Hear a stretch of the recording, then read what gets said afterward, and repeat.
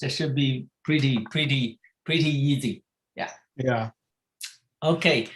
I think Brian, now is the 9 o'clock. Let's start. Sure. Okay. Okay, here everything. Okay, good morning, American colleagues, and good afternoon, the European colleagues, and good evening, our Asian colleagues. So today, we are very happy to invite Professor Brian Romans from Virginia Tech. It's not too far from here. Come here to talk about sediment recycling in source-to-sink system, focused on the Pleistocene Amazon fan system and also in the Mianis Basin of Chile. So focus on a little bit of Cretaceous. So this is our source-to-sink talk 2021, number 21. So before I introduce Brian, obviously next week, Wednesday and Friday, we have Professor Yoshi Saito from Japan come here talk about the Holocene delta evolution response to sea level change and coastal settings. And Dr. Yoshi Saito, he studied most of the Asia major river delta systems, maybe more than 10. So also Friday, Wei Jun from University of Delaware, he will come here, the carbon cycle and flux in world large river impact the ocean margin.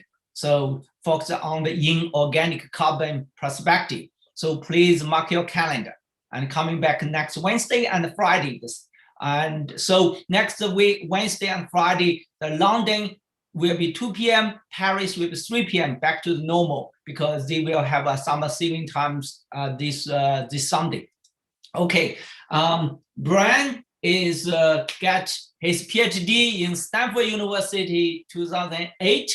And from his website, we see he's a sedimentary geology, interesting reconstruction, tectonic evolution, climate change, fundamental sedimentary process from the stratigraphic record.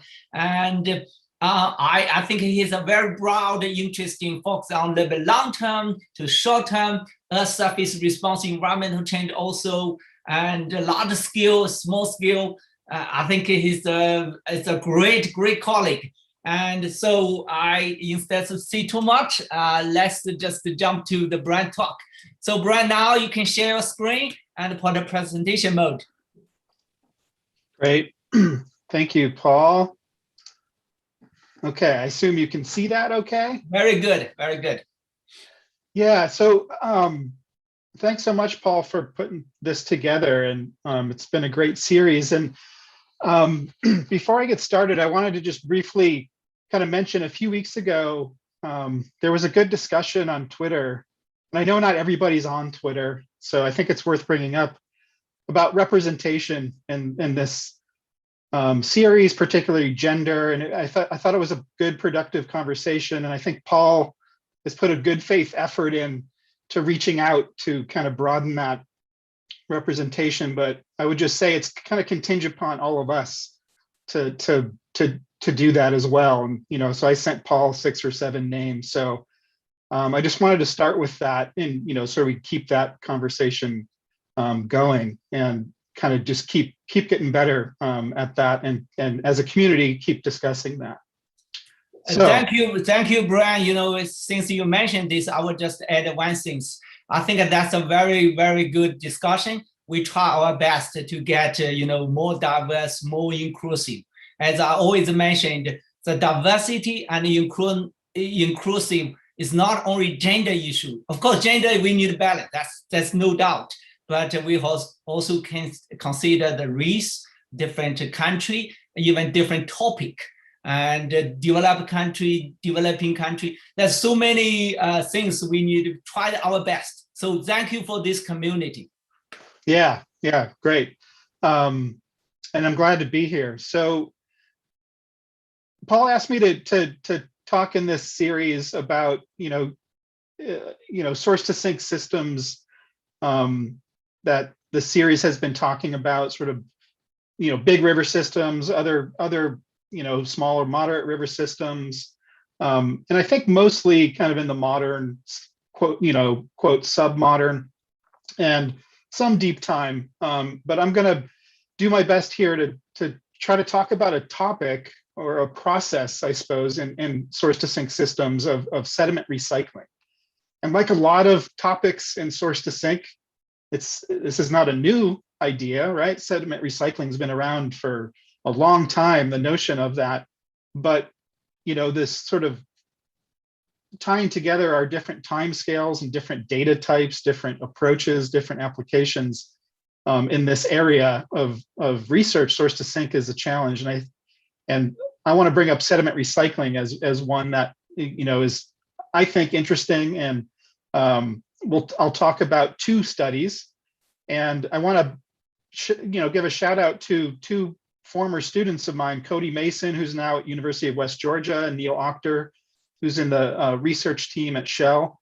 They led the two projects I'm going to talk about.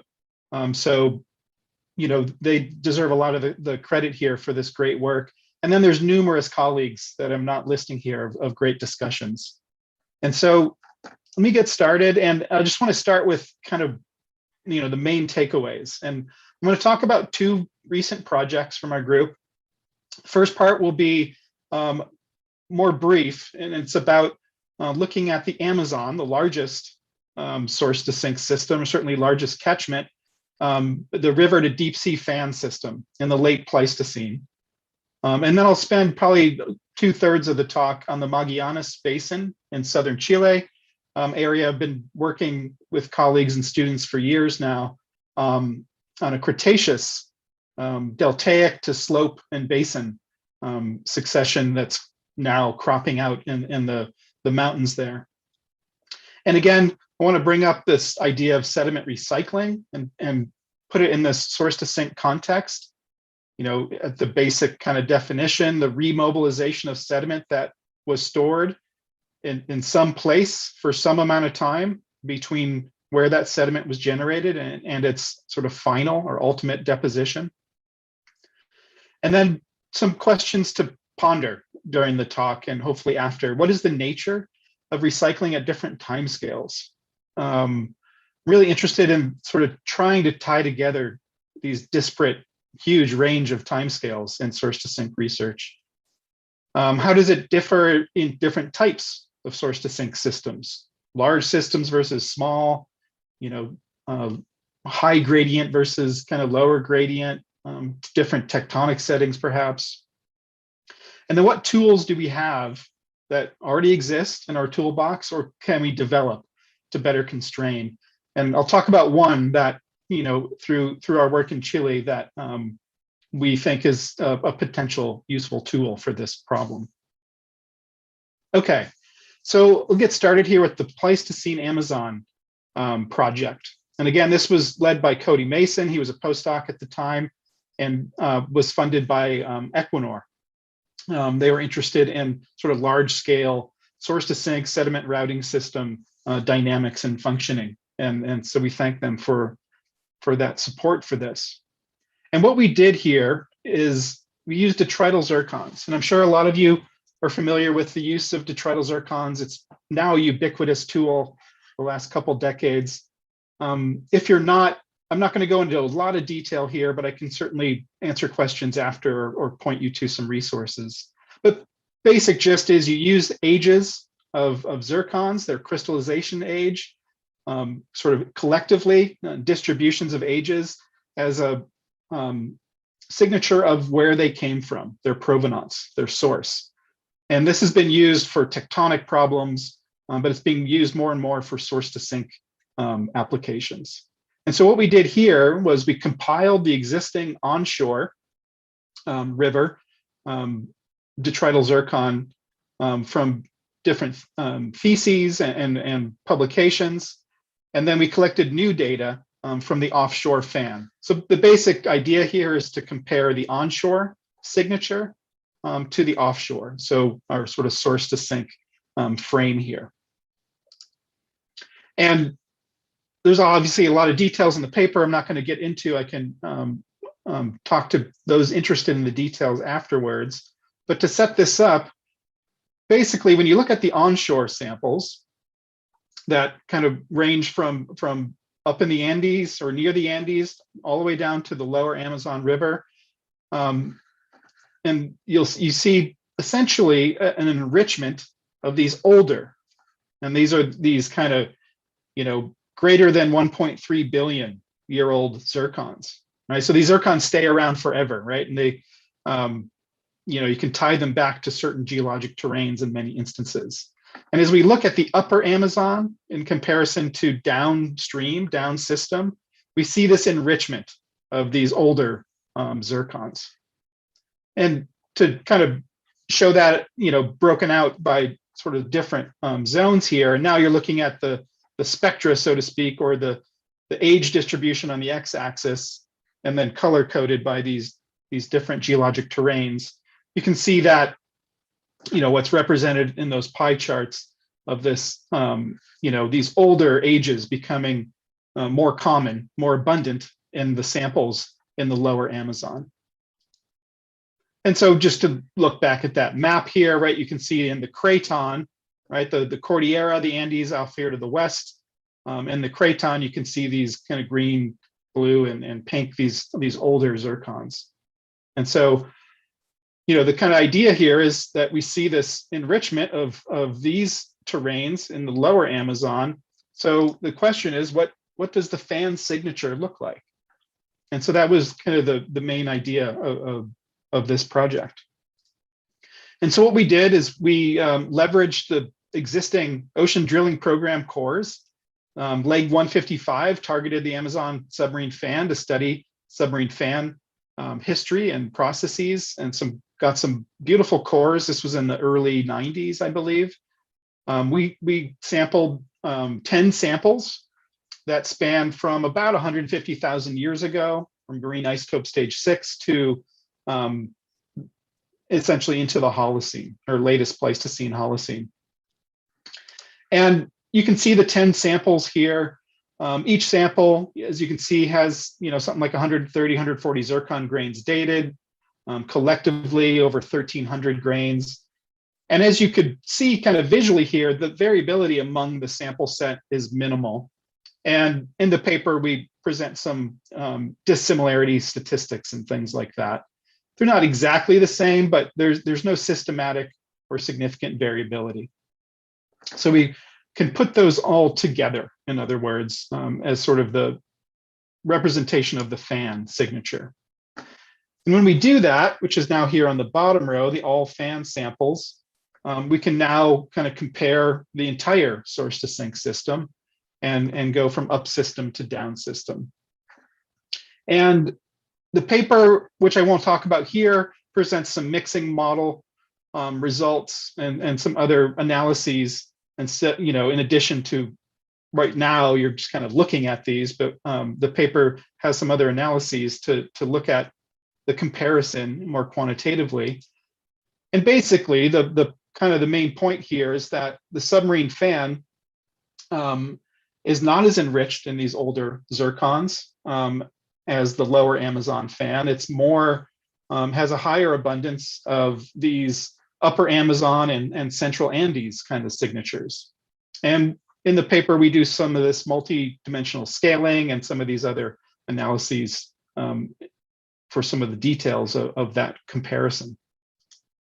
And so, to kind of cut right to our hypothesis or conceptual model, in this schematic kind of catchment to fan drawing here, during the interglacials, we see, and this is compiling, work from the literature as well about the hydroclimate kind of functioning of this catchment, that during interglacials, like now, the Holocene, it's overall drier in the Andes, so sort of diminished erosion, wetter towards the Craton, lower Amazon, and then of course sea level is high, so the shoreline is kind of where it is today, roughly, and the fan is inactive or starved of sediment.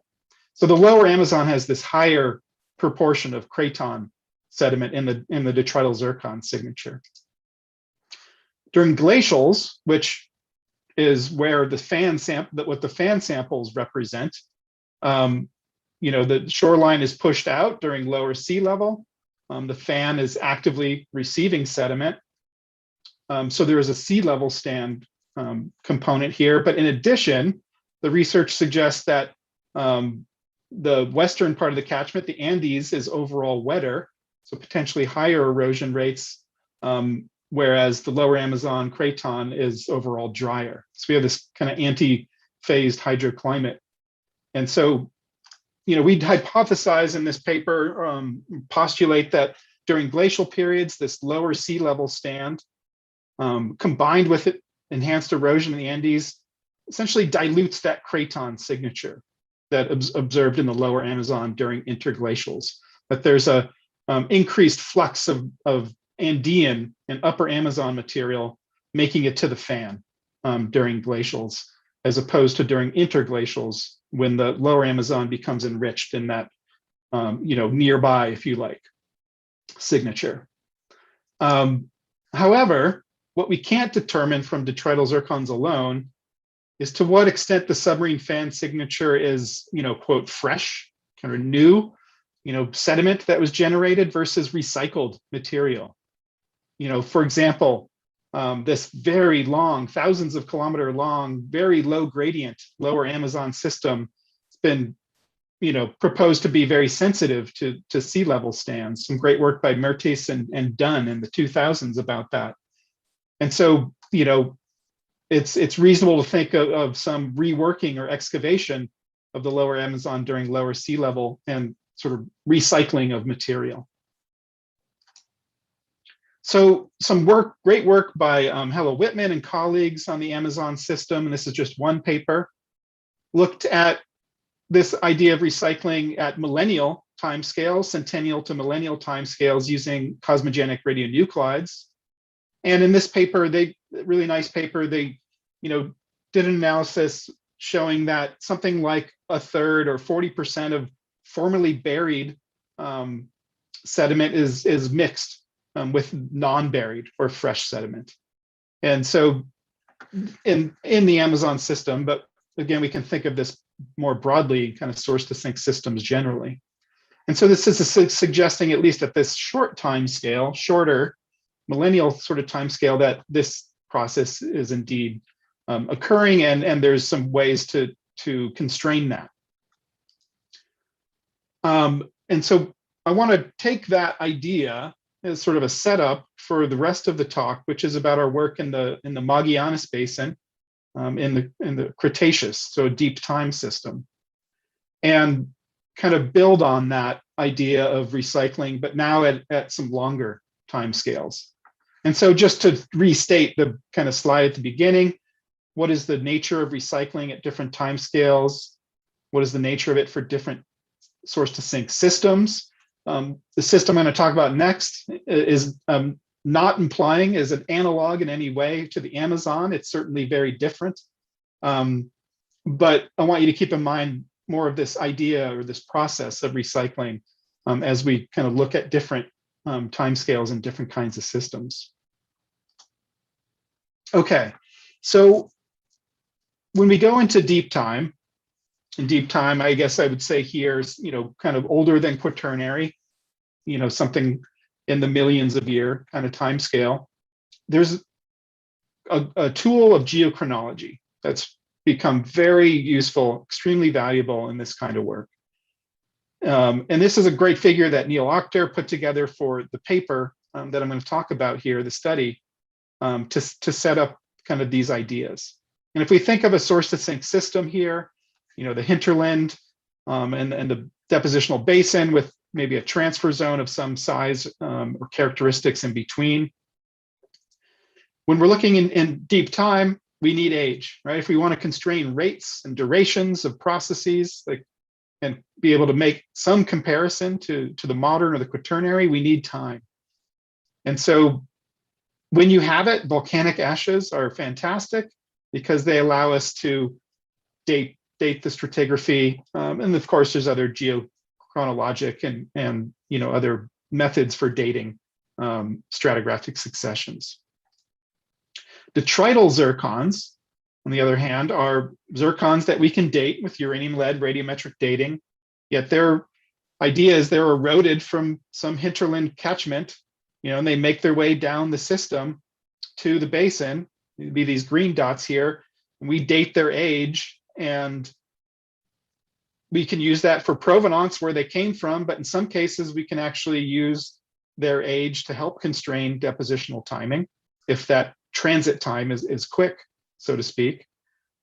But they don't record, so-called storage and release, right? So a zircon here that spent some amount of time, and we can talk about how much time. I think that's kind of a big question. Some amount of time in the so-called transfer zone before it goes to the basin, that zircon age is not going to record that process. So as great zircon uranium lead dates are, they don't kind of give us that information. Another geochronologic tool in the toolbox for stratigraphers is what's known as strontium isotope stratigraphy. And so for some successions in geologic time, the strontium 87-86 ratio from primary calcium carbonate, say in marine fossils, can be compared to a global curve and used to determine a numerical age. And so this technique has been around for decades. And the idea is that you measure the 87-86 ratio and what you determine to be primary, unaltered calcium carbonate. And where that curve is sort of monotonically changing and steep, you can basically use it to determine a numerical age. And this has been used very successfully for certain time periods where you have that kind of, if you have some independent age control, obviously that you're in, the Campanian, for example, that you can use that to determine age. And so this is typically done on in situ fossils, such that the time of calcium carbonate precipitation is assumed to be basically equivalent with the time of deposition. And MacArthur and colleagues have kind of developed strontium isotope stratigraphy going back to the 70s and 80s. And so there's just one kind of reference if you're interested in learning more. So what we did was, and again, this was part of Neil Ochter's PhD. So when I say we, he really did most of this. So, but what we did was we noticed in the slope deposits, sort of the turbidite slope deposits and some of the deltaic deposits of this system in Chile that's cropping out, there was abundant fossil shell material that had clearly been transported. There was fragments or shell hash, and we sampled this across the outcrop belt. I'll show a map in the next slide, that were within, usually coarser grained facies, coarse sand to maybe even conglomerate beds. In many cases, within submarine channel fill, interpreted channel fill deposits. And so basically we were sampling re-sedimented, not in situ, sort of growth position. In this case, inoceramids or oysters, but re-sedimented. And so that's going to become key here in a moment. And so I won't go into the details of the Mianis Basin just due to time here. But essentially this cross section you're looking at here in part B is about 100 kilometers across and a couple kilometers thick. So essentially looking at a depositional dip slice through this now uplifted basin in the outcrop belt. And the green here would be deltaic and shelf deposits, the light gray slope deposits, and this brown is mass wasting, deeper water mass wasting deposits. And there's this overall progradation of this deltaic and slope basin system through time. And Neil collected samples from 13 different sites, multiple samples of each sample set over this transect, and to capture both the different stages of this system, as well as different facies and different environments and different times through the history. I should say that, go using the strontium isotope stratigraphy with the idea going into this of helping with age control, that we do have other independent age control. We have really good couple volcanic ash beds that are really tightly constrained those intervals. And then in this particular basin, we can use some detrital zircons to get what's called max depositional ages that are nearly contemporaneous with depositional age. And so Ben Daniels, a former PhD student in our broader Chile group, has a paper in GSA Bulletin going through all of that. Okay, so back to this, right? So we have our volcanic ash as a good time marker. We have our detrital zircons in green here as source area indicator in some cases, depositional age constraint. We have strontium isotopes of in situ to help with age constraint. And now we're kind of going to introduce this idea of detrital strontium isotope stratigraphy, meaning that, again, we sampled shells and shell fragments to do the strontium work on resedimented material, right? So it precipitated, was in some part of the depositional system for some amount of time, and then was reworked and resedimented down system. Okay, before I move on to showing you the results, should note that, in this in the basin analysis community of using different detrital minerals to study tectonics and source to sink functioning, there's other techniques known as thermochronology, which give you cooling ages of the uranium, thorium, helium system of different minerals like apatite or zircon, that when they're buried some sufficient depth that they reset. And then when they're re-exhumed, that age gives you, that cooling age gives you the age of that exhumation. But as useful as those are, and I've been involved in some good projects using that, they need to be buried kilometer scale, 3 to 7 kilometers, depending on the system and the geothermal gradient and so on. So they're not reset during, shallow burial, in the depositional system. So they're not useful in the sense of this, of what we're going to call intrabasinal recycling. Okay, so keep that in mind. I'll return to that after I show you the results of this study. And so we published this in Geology about last summer, I think it was, last year sometime.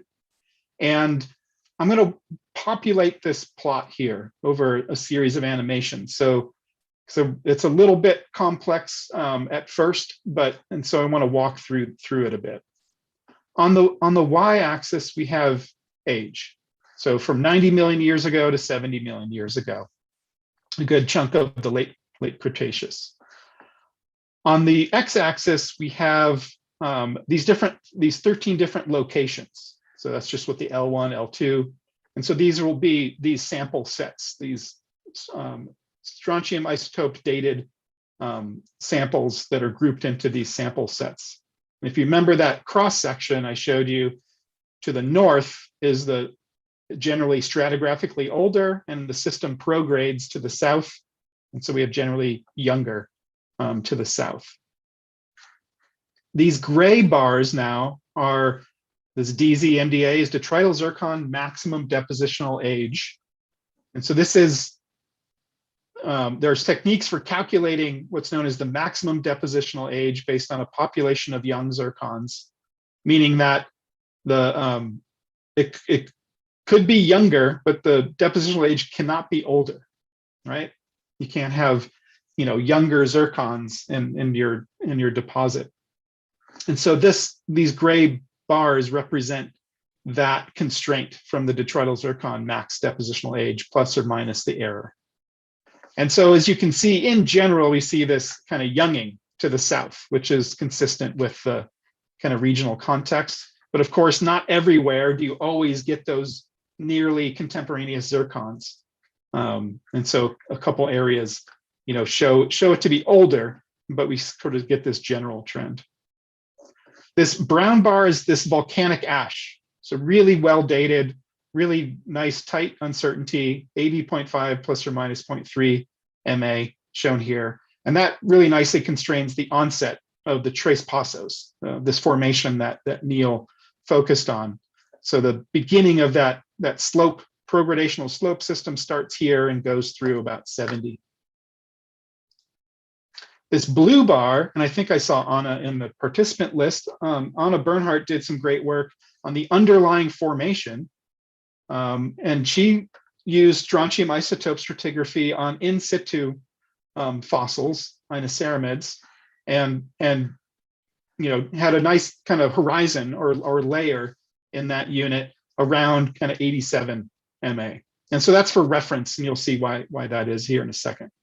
So that's the setup for this. I should say one last thing is this TP1 through 4 are just the different phases of stratigraphy. So Tres Passos phases 1 through 4, and then the overlying lithostratigraphic formation called the Dorotea. And that nomenclature doesn't matter too much for this talk, but in case you were wondering. Okay, and now I'm going to populate this with the data. And so we're able to get almost 100 good strontium isotope ages. And so each of these dots are going to be an age in that sample set. I should say that the sort of the size of the dots incorporates the error, the plus or minus about 200,000 years on these ages for this time period. And then they're color coded by different specimens. So we're trying to show a lot in one figure here, which is why I'm walking through this. Okay, and now I'll populate the rest of the plot with the data. Okay, so a couple observations here. In some cases, notably sample set 1 and sample set 13 here to the south, we have nice correspondence of our strontium isotope ages with the independent age constraint from the detrital zircon MDAs, right? They fall within that kind of gray bar there. But I think what's more interesting is that significantly high proportion, over 85% of our detrital strontium isotope ages, or this DCIS ages, are more than 1 million years older than the independently constrained depositional age. In some cases, you can see are quite a bit older. So we could, in this paper, we kind of pose, a way to determine sort of a residence time or a maximum residence time, right? The age of the precipitation of that fossil minus the depositional age, right? So this, of several million years, up to 10 million years or more of that fossil material when it formed versus when it was redeposited. If we put all of those data together, all 94 data points into a single visualization, and so this is borrowing from the detrital zircon world of showing a histogram of the ages and its corresponding kernel density estimate, just these density plots that you see a lot in showing these distributions. In this case, age now is on the x-axis, so 90 MA to the right, 70 MA to the left, and then higher bars or peaks in the density curve is more abundant ages in that bin. And what you can see here is that there's a very prominent mode around 79, 80 MA, which is around the onset of the Tres Passos slope system, which is, again, shown in the red here would be the different phases of the Tres Passos. And then, very few contemporaneous ages. And again, that was shown here, right? Of a lower proportion of our strontium ages corresponding with the depositional age control. So just another way to show the same data. Again, for reference, the range of the in situ strontium isotope ages that Anna and co-authors studied in the underlying formation, which is called the Cerro Toro formation, are around this age, and you can see we have this secondary mode here. Not as prominent as this one, but a secondary mode here at that corresponding to that age. Okay. So how do we interpret this? So this is now kind of looking at even more regional. So let me point out here that we're looking at 200 kilometers of distance from north to south. So along the depositional dip of this depositional system, and then time here on the left. And our stratigraphic succession that Neil focused on, that we looked at, can be represented kind of with this type section here of Cerro Toro up into this Tres Passos, and then the overlying Dorotea.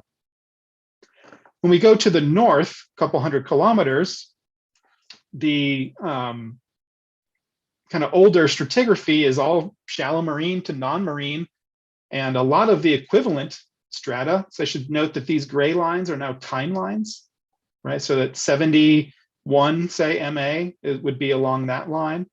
80 would be along that line. A lot of the equivalent stratigraphy 200 kilometers to the north is an unconformity. It's a hiatus. There is no strata preserved. And so we would suggest that what we're seeing in the Tres Passos system, which would be this kind of 80 to 70, this prograding delta and slope system, that we're seeing at least some component of the sediment that is represented there is from reworking of the depositional system itself. So this, what we're calling intrabasinal recycling. So you could, in this kind of schematic diagram, you might picture, as this system develops, that there's this reworking of these older deposits, that are represented by the Cerro Toro, right in our area, and some other names, as you move up to the north.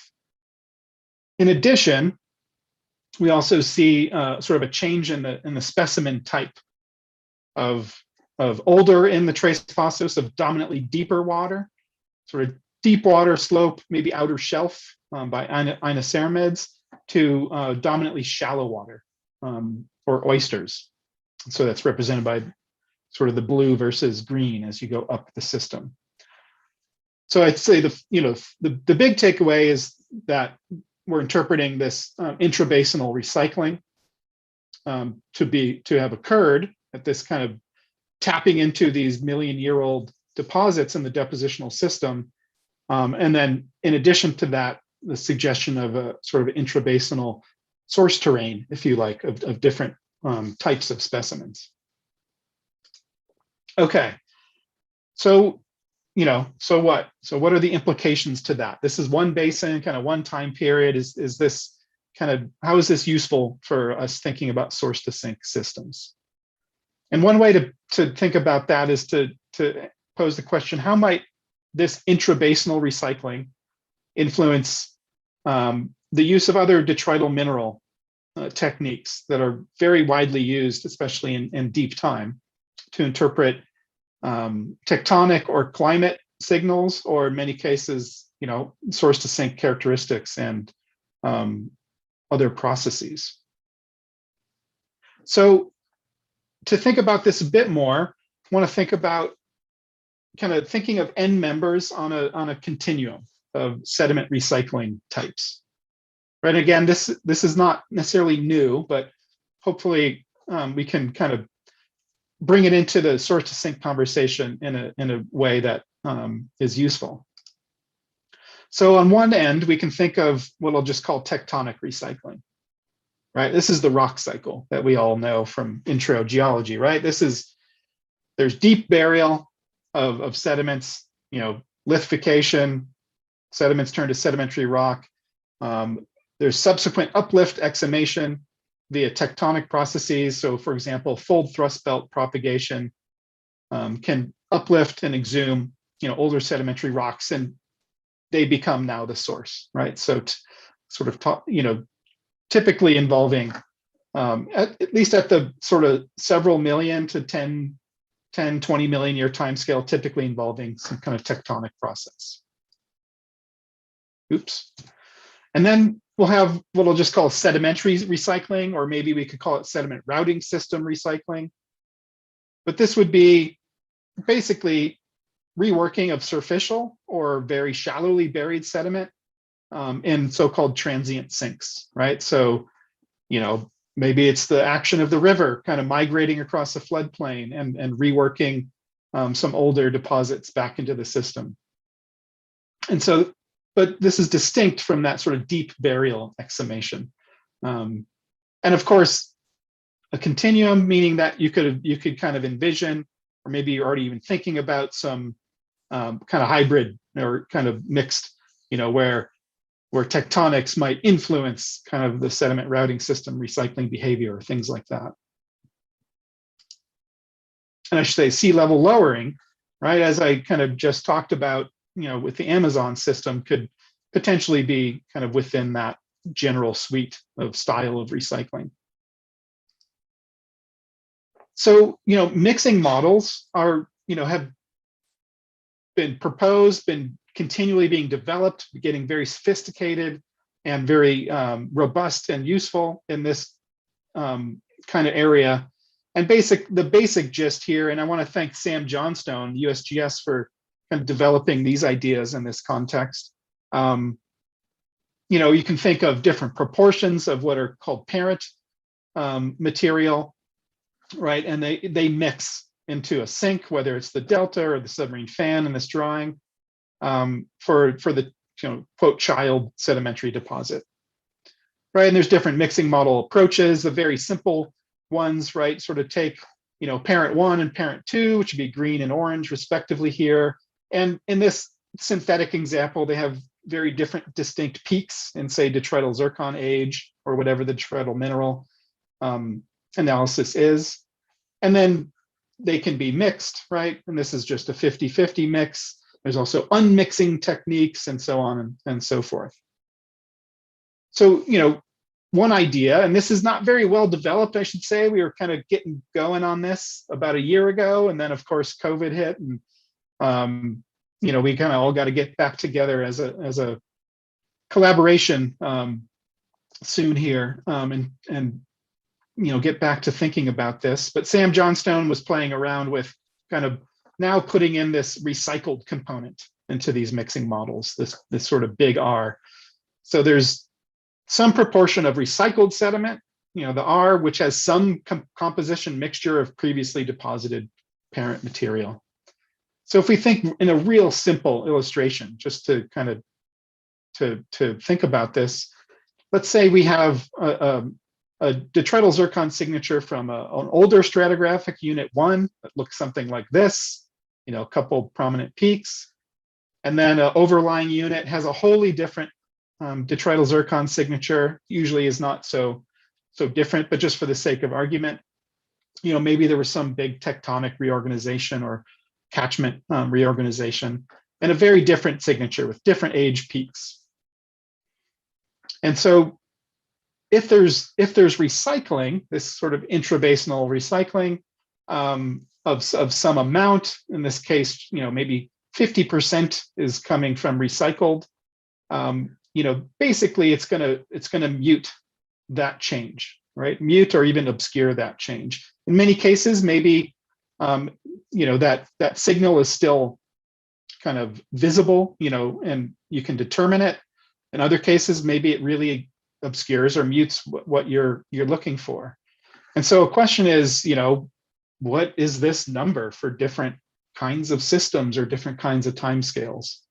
I should say that detrital strontium, although it tells us sort of that intrabasinal recycling occurred, or we interpret that, and sort of the time scale, that residence time, it doesn't tell us sort of, or we can't quantify or estimate the proportion, right? We can't say the Tres Passos is, X% of recycled material based on that method. But maybe we can look in kind of quaternary or modern systems, as Hella Whitman and others have with other techniques, to get a handle on this proportion here. And I think to go back to their work again, to thinking of the source to sink setting or configuration and how that might impart sort of some influence on this idea. And, thinking of the Amazon system here, where there's, maybe this more efficient, if you like, kind of transfer of material through the system. There's some storage of material, but then it's kind of reworked. And I'd say our Amazon Pleistocene work maybe suggests that, we're seeing that in the interglacial glacial kind of cycles of that kind of timescale of storage and release. But maybe in basins that have kind of more onshore subsidence, like a foreland basin, that there's longer timescales of storage because of this burial. So this is kind of blending those end members I talked about of tectonic and routing system recycling that probably need to kind of sort out and think about some more. So I'm going to wind up here just a couple more slides and then hopefully time for some discussion. And as I mentioned in the beginning, like so many other aspects of this area of research, source to sink, this notion of sediment recycling has been recognized and studied for a long time. You can go back to the beginnings of sedimentary geology even, and sort of read, those old tomes and books about, how materials being recycled. So it's obviously not a new idea.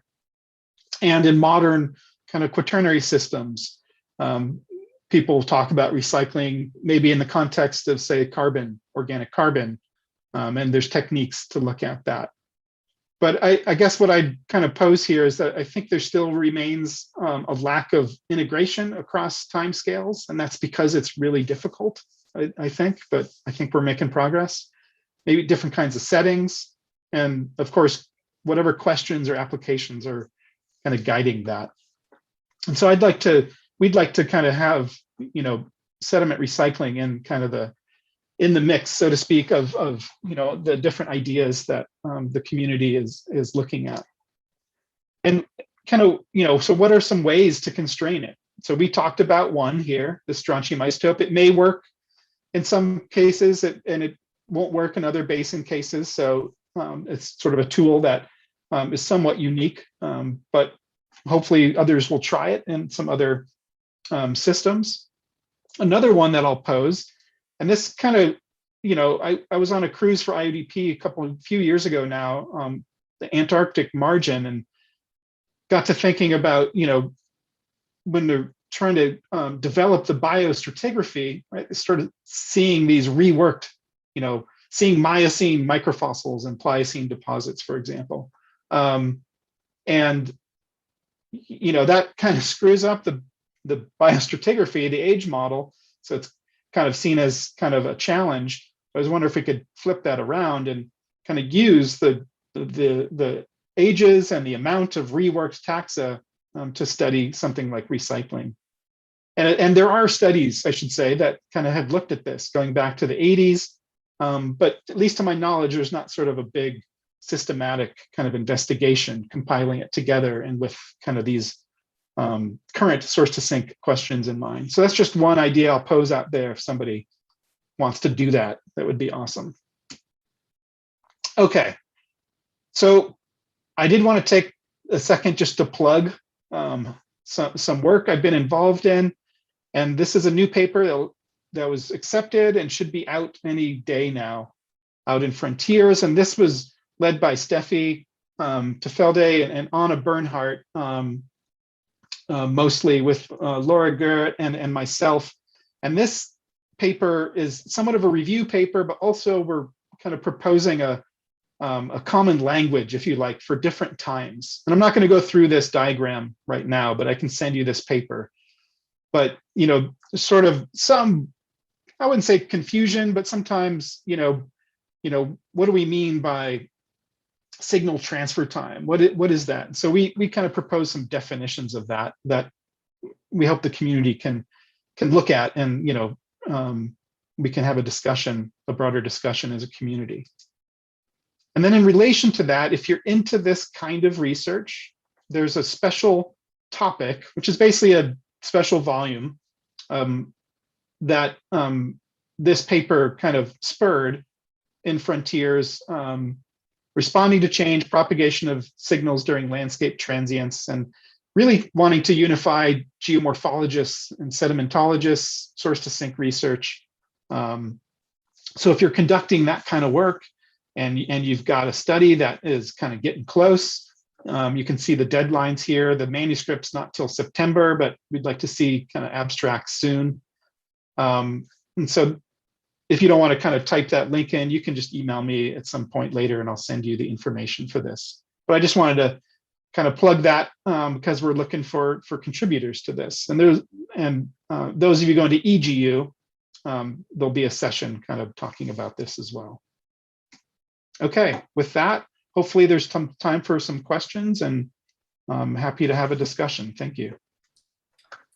Thank you, Brian, for this fantastic talk. So now, you know, from these two systems, Amazon and Mianis Basin, and it's kind of separated, but also associated together, and particularly the link through the Andes Mountain. So that's very great. And also thank you for the information for the paper coming up and also the special topic.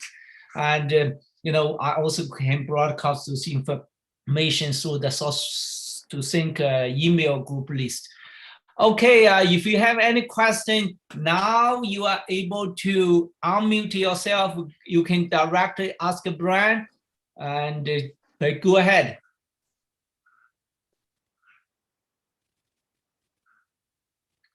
Any questions?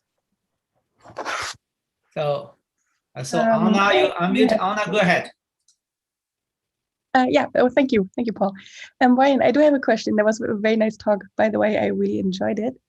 But I guess, you know, where we really need to get at is estimate proportions of sediment that will be recycled, as you mentioned. So I'm wondering if you had the information of these mixing models, right? You have end member information, and you do have a model that includes your R already. And can you, from this and the output of this, can you actually get back to percentages, just theoretically? Yeah, I think so. That's a good question. I'm going to say yes. I would need to kind of think about that and kind of get back with Sam, who kind of wrote up some of that, the recycling component of those.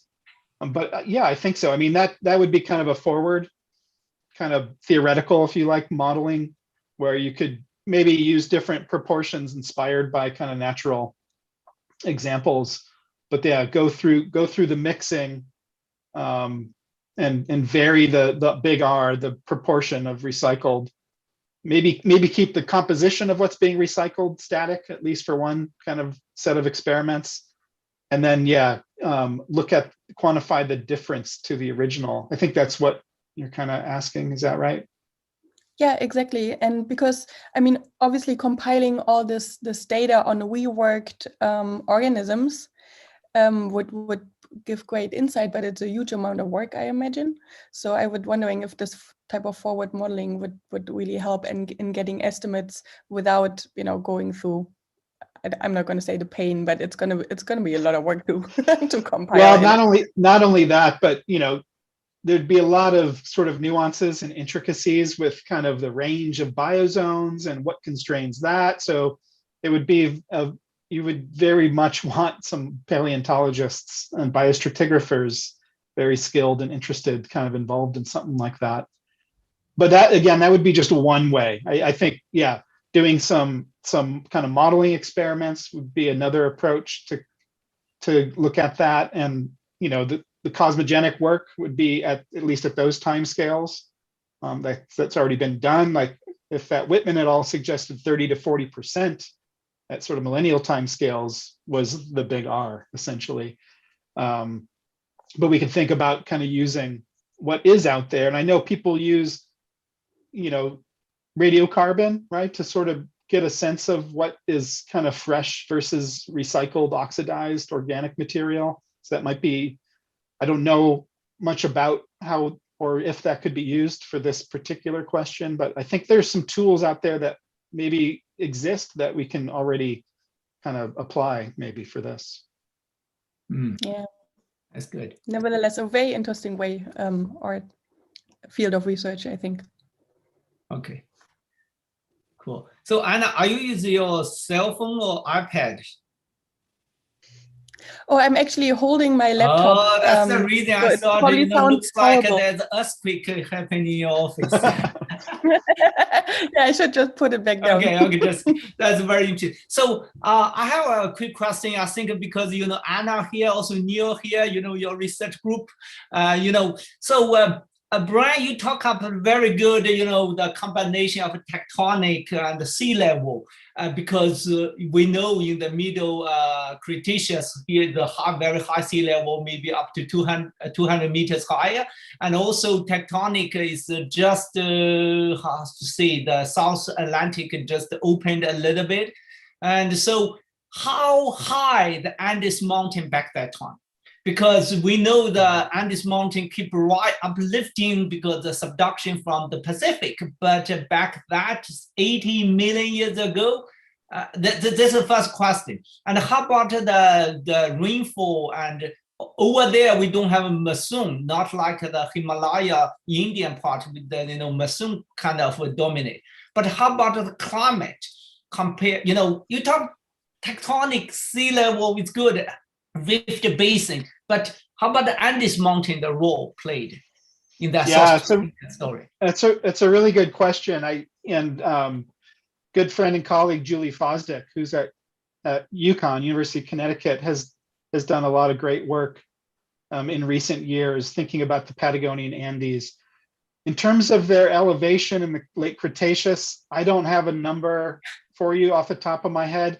I would say that compared to the Central Andes, which is very well studied, the Patagonian Andes are kind of still catching up with some of the, say, techniques using, say, oxygen isotopes for kind of rain shadow kind of ideas and things like that. Some of that is being done, has been done, but not to the extent of some of the other orogenic belts around the world, especially in the Cenozoic and the younger. So I would say, you know, they were higher than they are now. They're not incredibly high mountains today, and they've been worn down by an ice cap too, because there's very minimal to no subduction occurring now. But yeah, so it would have been higher, but to my knowledge, there's not an estimate of, you know, to give you kilometers. In terms of climate, you know, there's basic work from some Argentinian researchers, some Chilean researchers looking at paleobotany and sort of paleo environments, that it was certainly warmer and more humid. Yeah. Its latitude then was basically almost the same as it is now, by the way. It hasn't really shifted too much in terms of latitude. So it was generally hotter and more wet, but you know, that's sort of what the late Cretaceous was like. In general. In terms of, you know, I'd have to look, there are some papers, you know, determining mean annual temperature from, say, leaf margin analysis, but I don't have, there's not a wealth of studies, I would say, I see, for this area compared to some other orogenic belts, foreland basins, in terms of the paleo climate. But it's getting there. There's more interest in this area and more studies in the last decade. Yeah, it's very interesting to get a precipitation model simulation to see, you know, over there how the, you know, the routing coming down. Yeah, I mean, some of the work on the tectonics and structural geology propose, you know, sort of phases of fold thrust belt kind of growth and decay. But that's kind of more the timing and history rather than kind of putting a number on kind of elevation. Okay. So anybody else? So any question? Neil, do you have any question? Your colleagues and anybody? Okay. Oh, Brian, you know, this, you know, is almost one of the thickest 5,000 meters, you know, sedimentary basin, you know, in the world, very large.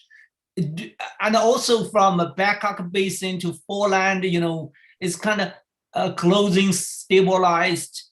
Is any place if you see an analog in today, any like river basin possible will be the future, that kind of sedimentary basin?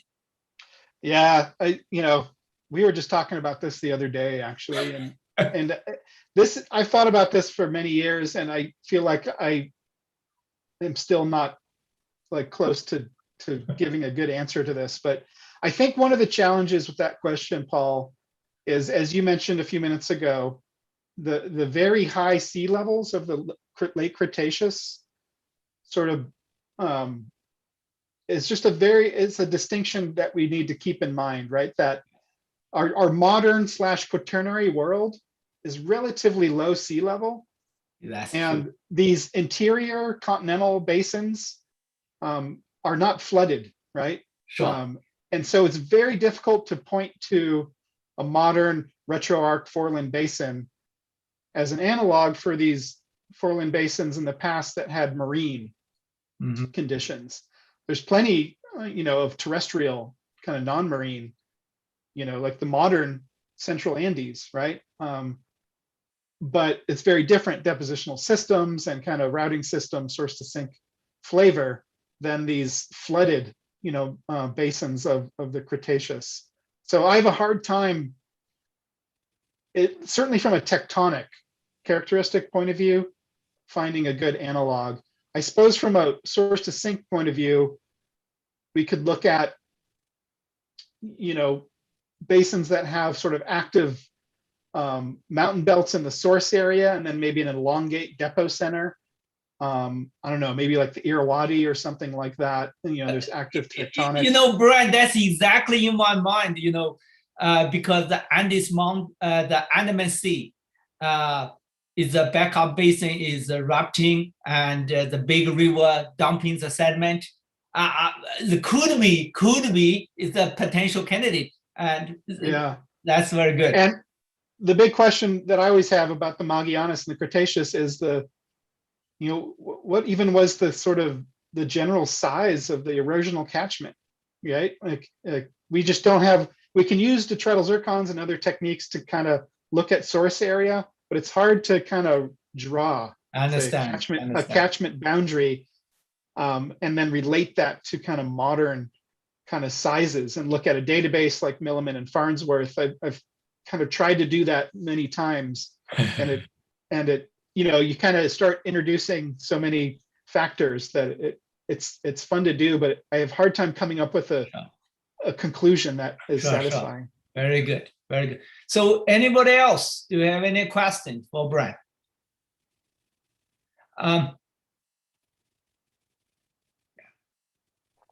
So Brian, I think you and your colleague, the illustration, the schematic, the cartoon is one of the best. And like the review paper, source to sink paper you published is so good.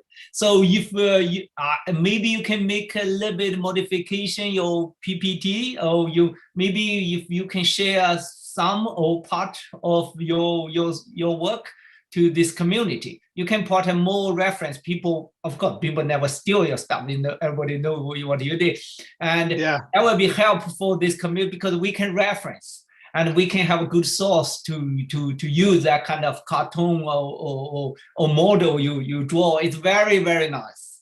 Yeah, sure. I mean, I should say that this particular one, is kind of redrawn from Phil Allen's great great drawing, and sort of I added some different colors and gradients to it. But So I mean, if you like, you can share a couple one. You can just say, after who, this is you reference specific paper, this is from which paper, and people know how to reference your work. You can send me a couple slides or the whole thing, or you pick up some and then I share in this community. Yeah, I can do that for sure. Yeah, that will be very helpful. Okay. Thank you very much. And once again, this coming next week, we have 2 more talks given by Yoshi Saito and Vijay Tsai next Wednesday and Friday. So please coming back. Thank you very much. So Brian, thank you so much. Thank you, Paul. Thanks for coming, everybody. Okay. Bye-bye.